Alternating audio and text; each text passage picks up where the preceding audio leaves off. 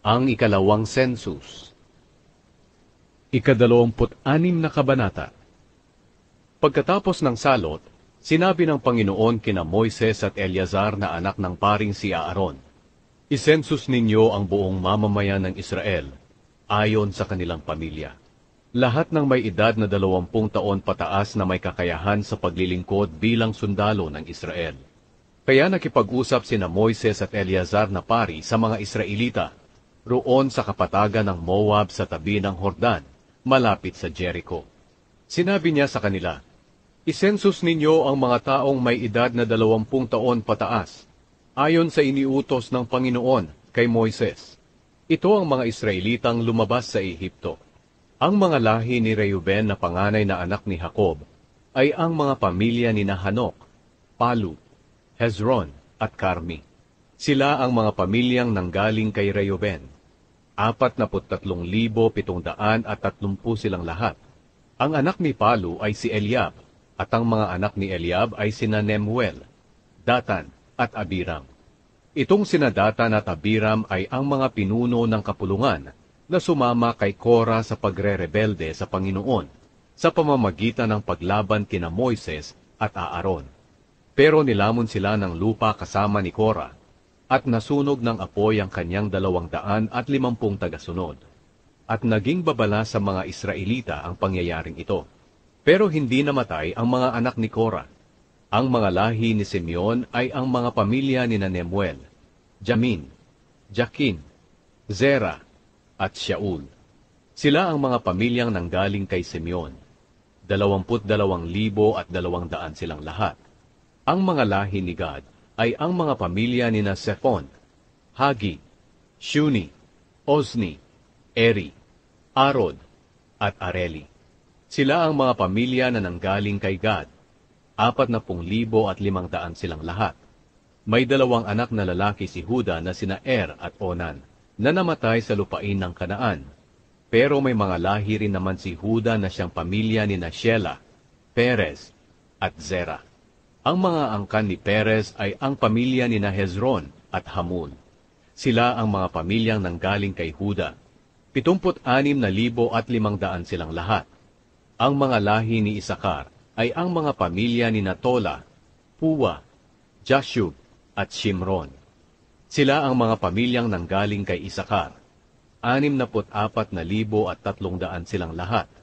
Ang mga lahi ni Zebulun ay ang mga pamilya ni Sered, Elon, at Jalil. Sila ang mga pamilyang nanggaling kay Zebulun.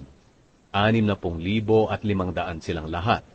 Ang mga lahi ni Jose ay nanggaling sa 2 niyang anak na sina Manase at Ephraim. Ang mga lahi ni Manase ay ang mga pamilya ni Makir, at ang anak nitong si Gilead. Ang mga angkan ni Gilead ay ang mga pamilya ni Iezer, Helek, Azriel, Shechem, Shemida, at Hefer. Ang anak ni Hefer na si Zelofehad ay walang anak na lalaki, pero may mga anak siyang babae na sina Mala, Noe, Hogla, Milka, at Tirza. Sila ang mga pamilyang nanggaling kay Manase. 52,700 silang lahat. Ang mga lahi naman ni Ephraim ay ang mga pamilya ni Shutela, Beker, Tahan. Ang mga angkan ni Shutela ay ang mga pamilya ni Eran. Sila ang mga pamilya na nanggaling kay Ephraim. 32,500 silang lahat. Ito ang mga pamilyang nanggaling kina Manase at Ephraim na mga lahi ni Jose. Ang mga lahi ni Benjamin ay ang sambahayan ni Bela, Ashbel, Ahiram, Shufam, at Hufam. Ang mga angkan ni Bela ay ang mga pamilya ni Ard at Naaman. Sila ang mga pamilya na nanggaling kay Benjamin. 45,600 silang lahat. Ang mga lahi ni Dan ay ang mga pamilya ni Shuham. Shuhamita ang lahat ng lahi ni Dan. At 64,400 silang lahat. Ang mga lahi ni Asher ay ang mga pamilya ni Imna, Ishvi, at Beria. Ang mga angkan ni Beria ay ang mga pamilya ni Heber at ni Malkiel. May anak na babae si Asher na si Sera. Sila ang mga pamilyang nanggaling kay Asher. 53,400 silang lahat. Ang mga lahi ni Naphtali ay ang mga pamilya ni Jazil, Guni, Jeser, at Shilem. Sila ang mga pamilyang nanggaling kay Naphtali, 45,400 silang lahat.